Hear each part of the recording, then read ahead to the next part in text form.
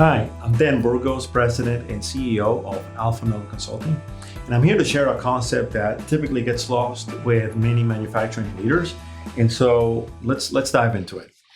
Any operation, any process in your plant, it's going to be one of two things. It's going to be value added or non-value added, meaning it either transforms product or information, material or information into a product the customer is going to buy from you.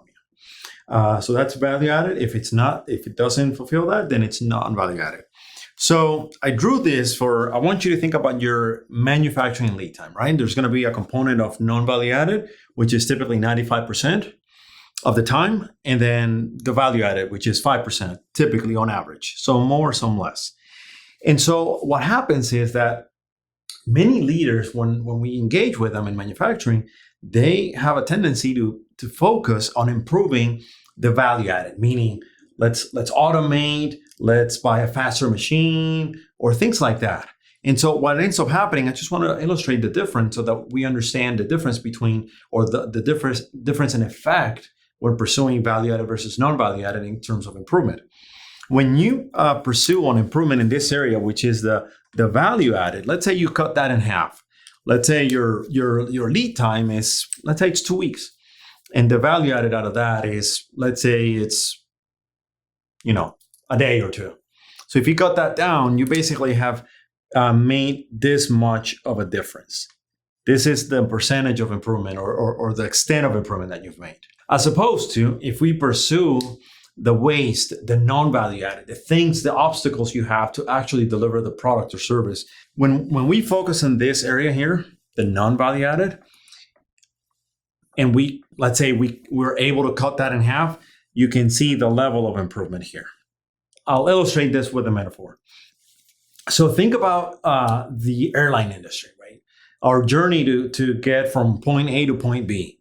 Back in the old days, we had to, drive to the airport. We had to make the line at the counter, then make the line at security, then wait at the gate, board the plane, get there, and then get our bags, and then drive off to our destination, right? And so, just to illustrate, right? If we were to pursue the value added, we would probably go and say, okay, we're going to buy a faster plane, or we're going to enhance our current plane. And instead of taking 2 hours, it's going to take us 1 hour, let's say.